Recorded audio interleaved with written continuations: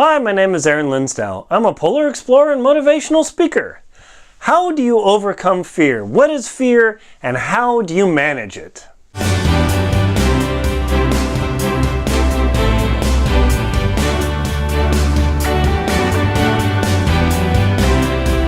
Today we're going to talk about what is fear and how do you manage it. Fear is one of the most uncomfortable, unpleasant, super annoying emotions that humans experience. So what is fear? First, let's identify what fear is, and what better way than to go to the old dictionary? Of course, I printed out the page. I don't have the physical book in front of me, but look at the definition of fear. An unpleasant emotion caused by the belief that someone or something is dangerous, likely to cause pain, or a threat. Or let's see, for fear of, a feeling of anxiety concerning the outcome of something or the safety and well-being of someone, or the likelihood of something unwelcome happening.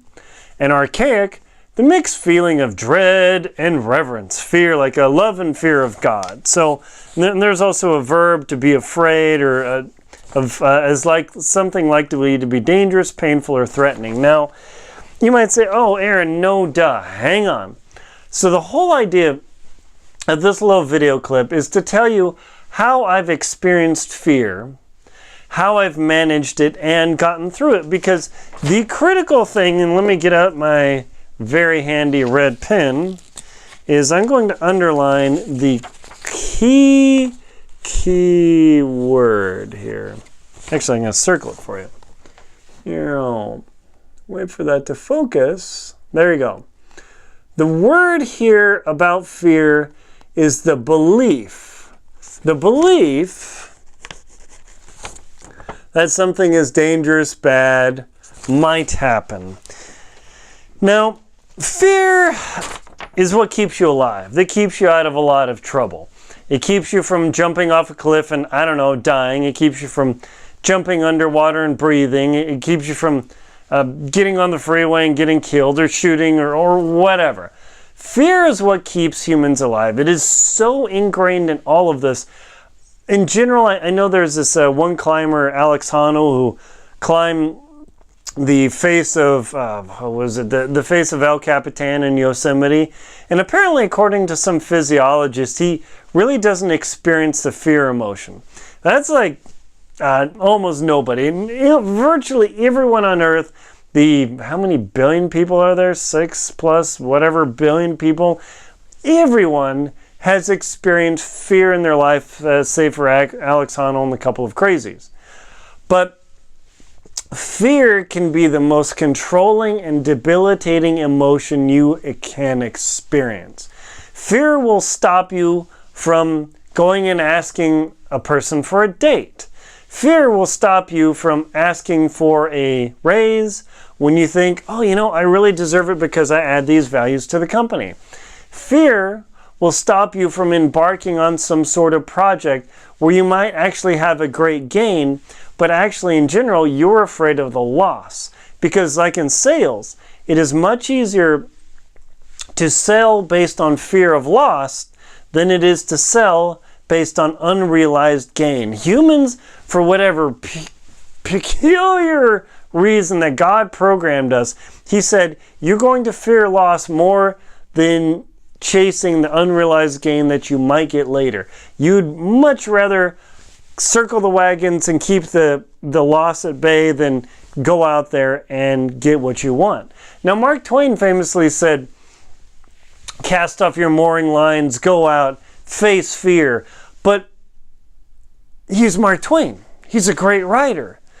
Do you think Mark Twain didn't have insecurities, problems, and emotional, internal, and toil struggle? Absolutely. Like with President Donald Trump. That guy is super crazy bluster. I mean, wow, this shirt's really bright. He's like wild bluster and craziness. But don't you think he had fear? President Clinton, he got impeached. I mean, he had to fear for his job, his family, his wife, his daughter. I mean, that was pretty darn rough, right? So even these big grand names, Neil Armstrong, when he landed on the moon with Buzz Aldrin, One of the big fears was that Armstrong would step on the lunar dust and he would sink in and get stuck and die on the moon. And they knew that they had the possibility of dying on the moon. And President Nixon, Nixon, they were prepared for that eventuality, and they had a speech. So fear is based on the belief of the unknown possibility of something negative happening to you. Losing money, suffering emotional pain, suffering physical harm, or whatever. Fear is purely based on the belief. And the stronger your belief or faith that something could happen, the more powerful that emotion of fear is in your body. Now, fear is purely in your head. Fear is totally made up by you, in your head and in your heart. So fear is something that can completely overtake you. Now, how do you overcome fear? What you have to do, and this is key, is objectively, not emotionally, look at the risk versus reward balance and see if whatever you're doing, whatever you're experiencing is right for you. Now, sometimes fear can be very immediate. There's somebody out with a gun threatening some people at a bank. There's a car crash that's happening in front of you. And most of the time in those circumstances, you don't have a lot of time to analyze fear. So you're going to have to act appropriately based on your response. Ideally, the key is not to ball up, to curl up, and just, because that's not going to get you anywhere. It doesn't matter whether there's something dangerous and dramatic immediately happening or something longer term of, hey, should we start this business? Should we buy this house? Should we travel to Peru? What should we do? Well, it's dangerous. I don't know. All these things start churning in your head. Now, one of the keys is get the old pen or pencil and paper and begin writing out the what could happens, the thing that you fear most, and the reason why you fear it, and what's the likelihood, the real likelihood this is actually going to happen. And the reason you should actually write these things out on a piece of paper, ooh, that's really bright, is because as soon as you write them out, they go from this churning, constant irritation in your head that keeps you up at night, that makes you wake up at 3 in the morning and like, I can't get back to sleep. As soon as you write these things out, you get your pen out and you write down, what is my fear? What is your fear? You write it out, and then you write out, what's the chance that this would happen? High, medium, low, 1 to 10, 1 to 5, whatever your rating might be.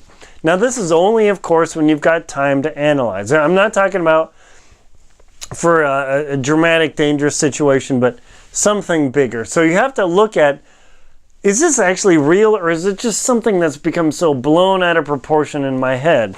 So if you've got the time and you write this down instead of just discussing it, it becomes concrete and your brain treats it as something tactile, and it's much easier for you to emotionally do it. Plus, that writing it on the piece of paper actually brings your emotional state down. It calms you down and it helps you out a lot.